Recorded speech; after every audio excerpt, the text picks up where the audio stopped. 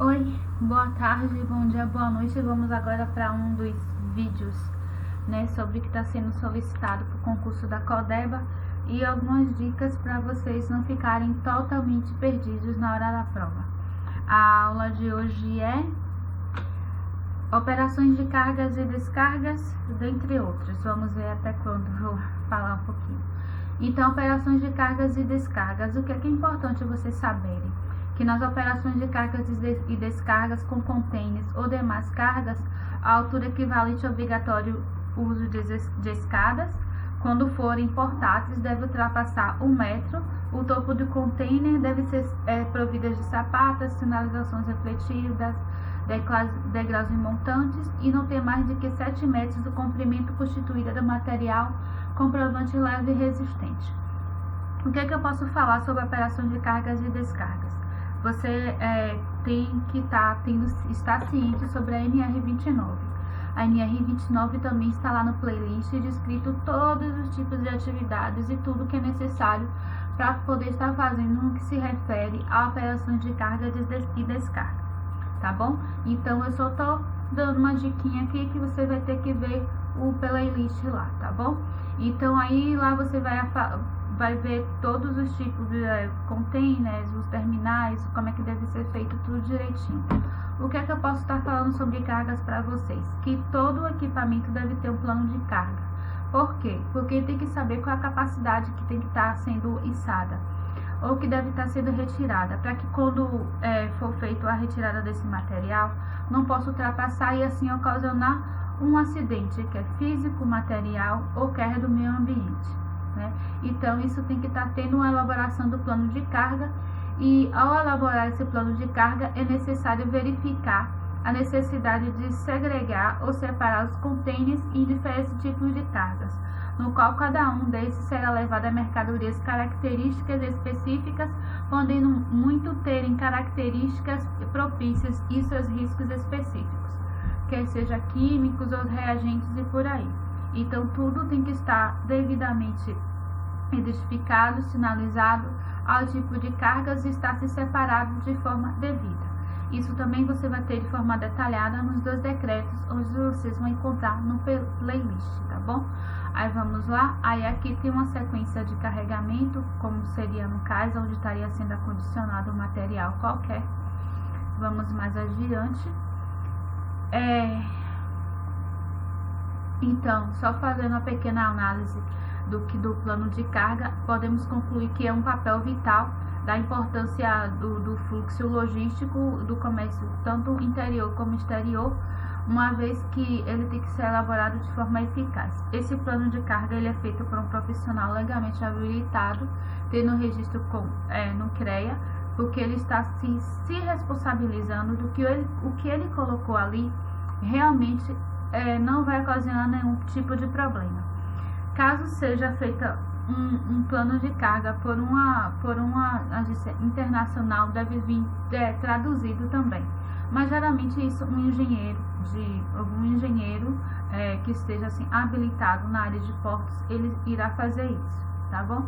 Só a nível de que tem que ter plano de carga. Então, quando se falar de carga e descarga, você tem que ter um plano de carga para saber quanto o equipamento vai suportar. Então, vamos voltar aqui analisando a consideração final. Então, analisando as informações apresentadas para a elaboração em função do plano de carga, pode-se concluir que seu papel é vital de importância no fluxo logístico do comércio exterior, considerando uma vez elaborando de forma ineficaz. Compete não apenas a questão de segurança do navio, mas também os custos gerados pelas obrigações da carga e descarga do navio, aumentando o tempo total de gasto com viagem. Desse modo, deve-se elaborar o planejamento baseado em informações tipo carga a ser transportado, destino dos contêineres alocados no navio e dos que virem a ser carregados no terminal, mantendo-se sempre o equilíbrio entre o peso de cargas distintas ao longo do navio, com o objetivo de elevar a eficácia nas operações relacionadas ao fluxo logístico exterior. Vamos agora para mais um item pedido no edital: controle de vistorias, faltas e avarias. Então, fiscalização de controles, né? Os objetivos. Então, verificar a conformidade classificadora dos procedimentos e requisitos constantes que são prescritos em normas às atribuições solicitadas ou pré-estabelecidas, né? Isso também ela está bem detalhada nas normas que se referem à ação portuária, tá bom? Inclusive na NR 29 também. Vou apenas fazer aqui um apanhado bem rápido. O que é que deve ser feito? Deve verificar o atendimento integral e os requisitos estabelecidos nas convenções de acordos internacionais e implementar, assim, a forma de auditoria. Verificar o atendimento integral de acordo com as normas, tanto nacionais como internacionais. Essas vistorias, elas são uma pré-auditorias, porque a qualquer momento pode ser feita uma auditoria nos portos e é onde vai verificar se tudo está conforme as normas, quer nacionais como internacionais, tá? Então vamos lá, vamos passar mais um pouco mais adiante.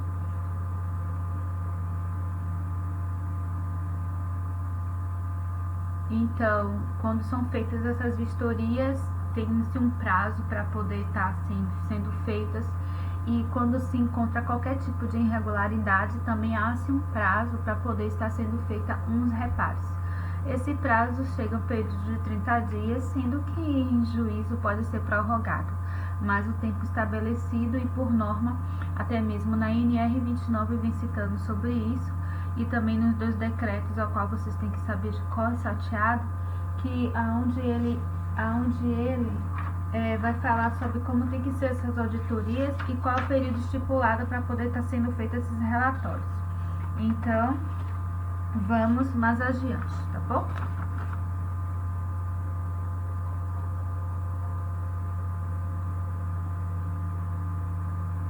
Tanto também no que se refere à qualificação, tipo de certificado, o decreto 2815 de 2013, assim como o decreto 8033 e NR 29 também vem falando. Então, no que se refere às auditorias, como posso explicar de forma mais clara, já que vocês terão que são obrigados a ler a norma na íntegra, o que eu posso dizer? Que todo o ambiente portuário tem que estar sendo vistoriado, todo momento tem que estar sendo registrado, tudo o que acontece, a qualidade, como é que se apresenta o material, o estado de conservação, tudo tem que estar totalmente registrado, guardado, em caso de uma auditoria externa, para que possa estar tudo regular. Caso não esteja, terá um tempo para poder estar se adequando e sendo feitas as devidas correções. Então vamos agora partir agora para as faltas e avarias, que é no que se refere às auditorias que são periódicas, que tem que ser feitas para verificar se há algum tipo de irregularidade durante o serviço, né, das atividades portuárias. Então, vamos lá? Então, vamos lá para uma introdução. Em qualquer unidade produtiva voltada para lucro que executa a expressão avaria, pensa ao longo da perda de bens. Logo vem a preocupação com danos, custo, produtividade, orçamento, parada, equipamento, impacto ambiental, poluição, culpa, afastamento, etc. Mas, no entanto, como se fala, né, de falhas, avarias, não é só necessariamente isso, é que fala-se sobre a prevenção, sobre a inspeção preventiva, ou seja, não tem que ser trocado um cabo de aço de um elevador quando o mesmo quebrar, ou quando o mesmo houver um rompimento, ou quando acontecer um acidente. Deve ser feita uma vistoria periódica para que veja e antes do ocorrido, para que não haja nenhum tipo de perdas, conforme já citado. Então, vamos ver agora alguns tipos de avarias que podem ocorrer, tá bom?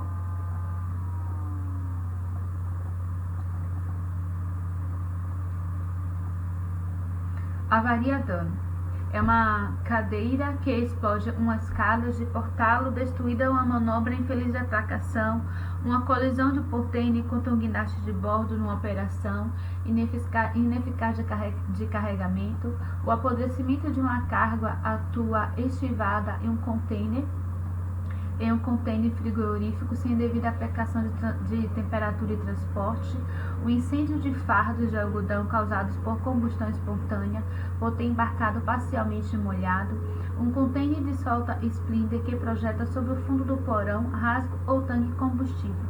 Então aqui vem falando diretamente sobre uma avaria, sobre um dano que houve, ou seja, falou sobre várias situações em que houve realmente uma perda, um dano. Então, dessa forma podemos definir que a avaria é dano como qualquer prejuízo que sofre o navio e seus equipamentos, a carga ou seu envoltório de transporte. Por outro lado, um navio que sofreu um acidente impulsionado a sua saída por motivos de apuração de responsabilidades, vistoria de autoridades policial, das sociedades classificadas de seguros, reparos provisórios e permanentes, aguardando assim a vistoria para a melhoria de uma peça. O que quer dizer isso? Quando acontece algum tipo de acidente, principalmente quando trata-se de um impacto ambiental, trata-se de uma morte, mutilação, algo de grandes gravidades, deve ser feita uma investigação, não somente pela Capitania dos Portos, como outros órgãos responsáveis.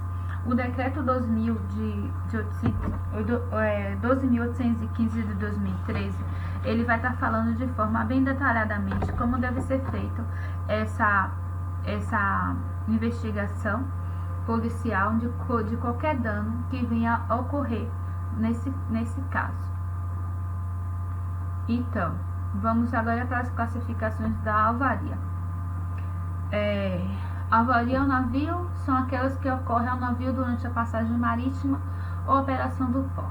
Avarias de cargas são aquelas ocasionadas de maneira irregular no manuseio por estivagem própria, por exemplo, aquelas causadas em sacarias por uso de guinchos, causadas por ligas mal feitas, manuseio descuidado ou parte do guindasteiro, por descumprimento de marcações e indicações de embalagens, causa exposição de chuva, neve, atmosfera insalubre, forração, peação, calçamento inadequado, equipamento de içamento inapropriado, sobreposição de peso, mudança de temperatura, vazamento de carga. Então aí vem mostrando, né, as avarias que podem acontecer tanto no transporte como como no caso sendo colocado ou retirada a carga do navio, e pode acontecer sobre inúmeras situações, até mesmo por algum erro que aconteça no meio do período. Então, avarias ao navio e à carga são aquelas sofridas por fenômenos naturais, como por exemplo tsunami, furacão, tempestade, navegação em regiões de formação de gelo. Um bom exemplo é o Titanic, né? Foi uma avaria que no caso não tratava-se de cargos, mas tratava-se de pessoas e tinha outros tipos de negócios também, e que no entanto houve uma avaria que não foi planejada, que foi um acidente, né? Que foi no caso causado por gelo, por um iceberg.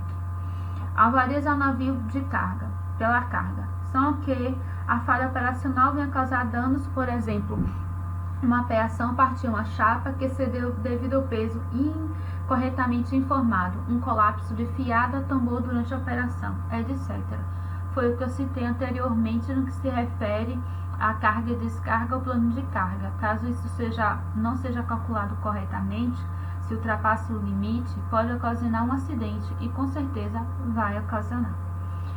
Avarias de carga pelo navio são por falha mecânica, operacional de equipamento, causou dano, ou uma carga que queimou devido ao alto grau de aquecimento do tanque de combustível, falha de ventilação, aquecimento do porão, lança de guindaste, tombou sobre o contêiner, ou a mangueira de óleo, lubrificante, canais de fardo de sisais. Foi o que eu falei também anteriormente no que se refere à manutenção preventiva, né? Que não se deve esperar acontecer algo de pior para que se cause um dano, para que seja feita a manutenção. Todas as máquinas e equipamentos do setor portuário têm que ser inspecionadas periodicamente para que haja devida manutenção, conserto ou reparo preventivo ou corretivo para que não ocorra esses tipos de avarias, tá bom? Avaria pessoal. São fatos da tripulação como acidentes verificados pelo exercício de trabalho a bordo, provocado direta e indiretamente, lesão corporal, perturbação funcional, doença determinada, morte, perda total, parcial, permanente e temporária da capacidade de trabalho, gerando a perda da receita e realização de despesas, saúde e imagem. Um cabo de amarração partindo, atingindo a perna de um marinheiro durante a operação de desatracação. Um holofote que caiu no mastro atingindo o crânio de um oficial causando óbito. Vazamento de produto químico contendo causando intoxicação na tripulação. Quarentena devido a uma doença contraída pela água potável. Então, aqui, algumas avarias pessoais relacionadas diretamente a pessoas, né? Que acidente existe, pode acontecer em qualquer momento. Independente que se haja uma manutenção, uma inspeção, ainda assim pode se acontecer. Tá? Então, aí foi citado alguns exemplos e também existindo também a questão biológica, um tipo de contaminação de água, talvez não bem esterilizada, ou até mesmo algum tipo de surto que possa dar entre a tripulação pela contaminação de alguma forma. Então, esses são os tipos de avarias que foram passados aqui para vocês. Vou estar citando mais algumas. Avarias simples ou particular, que é o ato involuntário que gera dano e despesa extraordinária sobre qualquer causa que seja ao navio, à carga ou simultaneamente, apenas pelo dono da coisa variada, isso somente pelo que sofreu dano ou causa ou despesas. Prejuízos causados como incêndio, negligência de acondicionados de carga, passageiro, vigilante da tripulação, má arrumação ou vício próprio, particular que recai unicamente sobre a coisa que sofreu. Então, avaria simples e particular envolvendo vários fatores que podem ser causados por um erro humano, né, por uma falha humana, pelo um esquecimento humano, e assim pode estar prejudicando diretamente, né? Então, não só de forma simples, mas também de forma particular. Inclusive, fala aqui também sobre acondicionamento, caso não esteja apropriado a depender da carga, possa ser que aquela carga ela seja perdida. Isso também vai ser considerado como uma avaria. Avaria vocês ligam diretamente, né? Tipo, quando vocês vão comprar algo de uma loja e diz assim, a roupa está mais barata 50%. E quando você chega para o vendedor e diz, esse 50%, ele fala, está com uma pequena avaria. Significa que tem um pequeno defeito.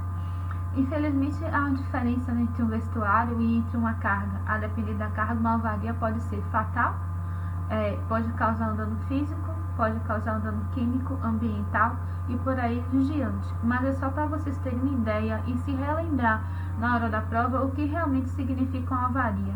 O importante também, vocês estão observando que pode cair na prova, citar algum tipo de avaria e daí tentar dizer que tipo de falha foi que houve, se foi um tipo de inspeção, de manutenção, ou se até mesmo se foi uma falha ocasionada por uma falta de cuidado pelos próprios portuários, tá? Então tem que estar atento, você não sabe geralmente como a prova vai cair.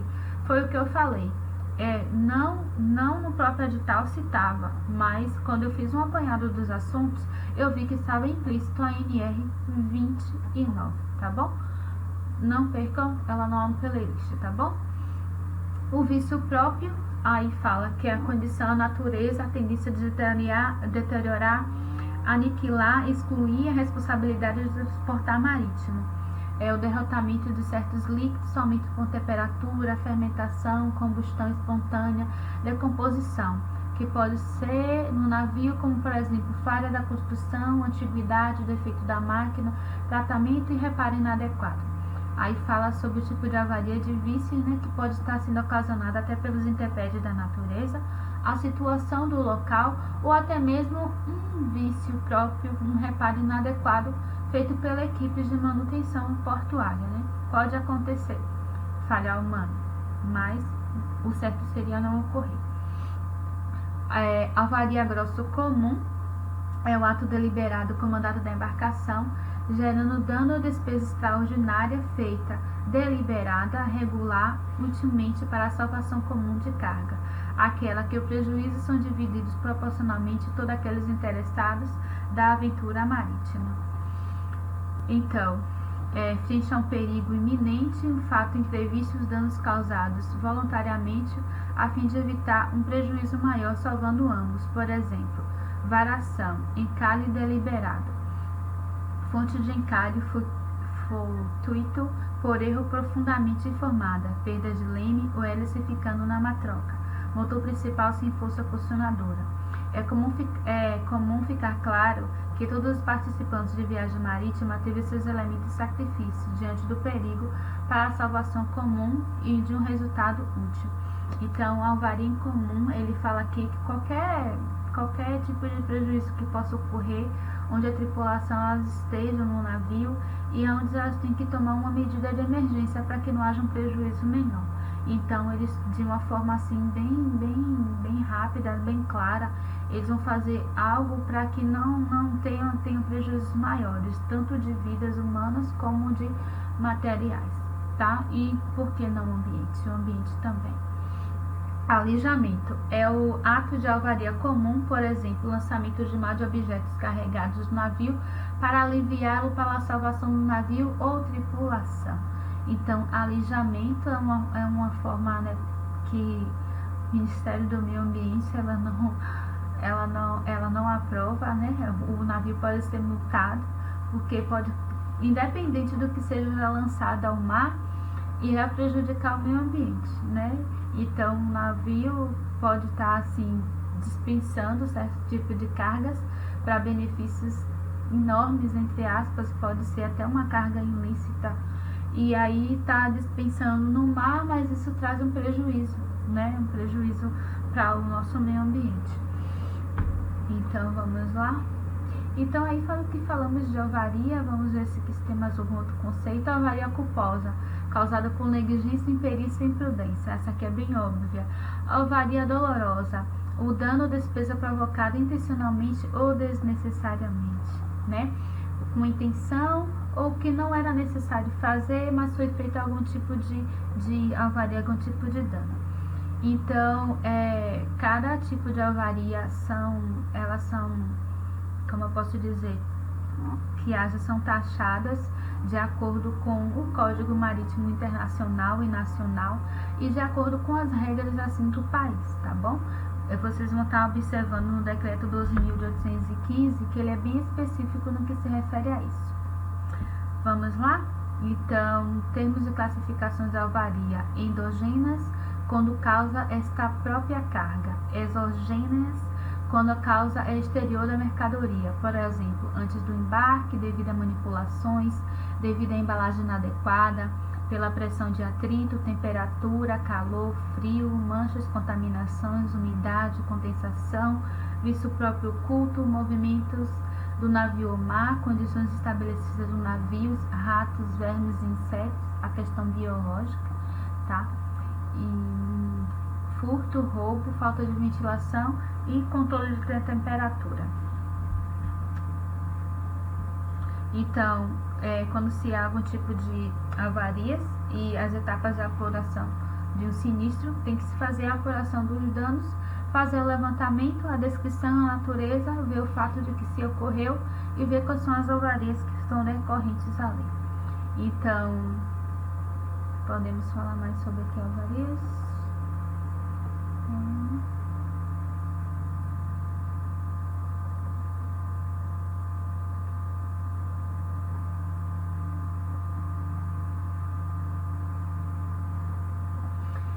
Então, podemos concluir, né, avarias. Avarias sempre estão cobertas, sendo o natural que assume despesas a recorrer àquele que causou o dano indenizado pelas seguradoras, né? Então, qualquer que seja os caminhos de prejuízo devem ser indenizáveis, por isso as vistorias devem ser realizadas por peritos com especialidades marítimas para obter os registros policiais, fotografias, filmagens, onde serão feitas a apuração dos danos e feita a regulamentação do sinistro para a futura liquidação e ressarcimento das fases cobertas de acordo com o Código Civil 779 e verificar quais são as ocorrências das alvarias, tá bom? Então, programas de controle e manutenção. Esse programa de controle e manutenção você vai estar encontrando na NR29, onde vai falar como devem ser os procedimentos de limpeza nos portos e embarcações, qual a melhor medida de segurança que vocês podem estar sendo tomadas, se tratarem de espaços confinados, o que deve serem feitos. Tem um material bem resumido lá no playlist que vocês têm que estar vendo. Vai falar sobre a importância da utilização do EPIs, sobre como devem ser os planejamentos, né, dessa manutenção, para que assim possa estar sendo feita de forma segura. Então, vai estar tudo detalhadamente lá no playlist. Então, vamos mais à frente para verificar, né, tá? O planejamento de movimentação de armazenagem, novamente a NR29. Ela vai descrever sobre como devem serem feitas, quais os procedimentos de segurança, qual a melhor forma de serem feitas, tá bom? Então, vocês vão lá no playlist e ouvem. Planejamento de embarque e desembarque, também totalmente descrita na NR29, tá bom? Gestão de pessoal portuário, graças a Deus é o último assunto, meu pai, haja garganta, haja voz. Vou respirar aqui fundo, beber um pouquinho de água, molhar a garganta. Bem, esse assunto de gestão pessoal portuária é um curso técnico fornecido pelo Senai Rio de Janeiro e São Paulo. Mas o que a gente pode fazer para poder não estar voando na hora da prova quando se abordar esse assunto? Gestão de pessoal e portuário. Gestão quer dizer administração. Pessoal é pessoas, né? Portuário é portuário, quem vai estar lá no porto. Então, o que você tem que saber para não ficar muito perdido? Eu fiz um apanhado aqui, eu vou estar fazendo, na verdade, apenas um comentário, minha opinião, tá? De acordo com a minha experiência que eu tenho, minha pouca experiência, do que vocês não se sintam tão perdidos. Vocês também vão se lembrar, assim, do que se trata de gestão. Quem está estudando para outros concursos, vocês vão observar que gestão é gestão. Gestão de pessoal é gestão de pessoal. Independente que seja uma indústria alimentícia, que se trate de portuário, que se trate, sei lá, de qualquer outro setor, gestão ela nunca vai deixar de ser gestão. Então, como eu já falei que esse é um curso específico, então são coisas específicas, uma grade enorme de 2 anos, eu fiz apenas aqui alguns tópicos, a qual podemos estar assim, o que eu posso dizer, conversando, para você poder estar assim, não se sentir tão perdido na hora da prova. Mas lembre-se, tenha confiança que vai dar tudo certo, tá bom? Então, vamos lá? Então, a gestão de pessoal portuário. Primeiro, um gestor, o que ele pode fazer? Vai atuar junto com os operadores portuários, no terminal portuário, nas agências portuárias e armadores transportadores. O gestor de mão de obras, estações aduaneiras, interior de portos secos, entidades sindicais e empresas ligadas na área portuária em desenvolver as seguintes atividades, que é o ponto foco, tá? Quando fala assim, ter conhecimento da gestão portuária. Então, pesquisa e estudo das atividades portuárias, ou seja, saber o que os portuários fazem. Planejamento do processo do setor, operação do ciclo de gestão pessoal, noções contábeis, recursos materiais e informações.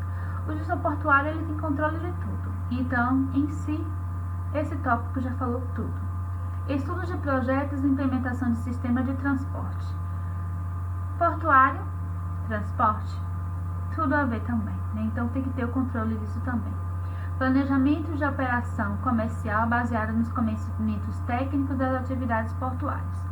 Tudo que vocês já aprenderam sobre portuário, sobre a atividade, tudo que vocês fazem, você já tem noção. Planejamento da operação de transporte, atividade e movimentação portuária. Outro item óbvio. Operação de terminais de cargas, roteirização e monitoramento de traslado. Óbvio também. Compreender a legislação específica referente à operação de transportes. Óbvio. Logística novamente. Especificar sistema de informações gerais, tais como apoio de adesão, SAD e específico. Gerenciar o processo de armazenagem de produtos, recepção e estocagem também. Controlar o manuseio de material, zelando pela segurança e integridade do produto. Avarias lá em cima. Contabilizar e calcular os custos logísticos e tomada de decisões gerenciais nas tarefas portuárias. Também, quando se fala lá no desempenho do portuário, que você já viu uma conversinha comigo lá em cima. Otimizar a utilização de recursos a que a empresa dispõe, né, tudo que dispõe. Assegurar as empresas que atuam na área logística, transporte e desenvolvimento profissional de pessoas e dos negócios. Alinhar as tecnologias existentes nas estratégias de negócios da empresa. Da consultoria operacional, comercial e administrativas para empresas de logísticas e transporte. Da consultoria operacional. O que quer dizer isso? Da ajuda, né? Você vai mostrar seu trabalho lá, tá? Pesquisar o mercado para descobrir novas técnicas, tendências e métodos que permitem realizar o trabalho com eficácia, rapidez e custo compensadores. É tudo que falamos, né, anteriormente sobre o portuário, né, que existe uma demanda, existe um trabalho a ser feito, tem que ser um trabalho bem feito, de qualidade e visando lucros, né? Porque quanto mais trabalha, mais se ganha. Então, above casa. Então, basicamente isso. Então, aqui foi só aqui eu falei só um assunto assim, não tem relevância. Aí quando fala sobre o gestor também, ele tem que estar vendo o quê? Ele tem que estar observando sobre os riscos e possíveis ameaças que pode estar no trabalho. E como é que pode estar vendo isso? Riscos e ameaças não só na parte física de algo que possa estar acidentando, mas também até mesmo de ameaças em questões de conflitos, né? Tipo, sei lá, o que opera o guindaste não vai ir com a cara do sinaleiro e de repente possa haver que entre ambos existe um conflito tão grande que pode ameaçar a vida do sinaleiro, onde ele pode passar, tá com o guindaste, jogar lá na cabeça do cara e aí o cara chegar a óbito, e aí são milhares de problemas referentes ao trabalho. Então isso também tem que estar observado, que no caso parte da parte da gestão, né, da pessoa.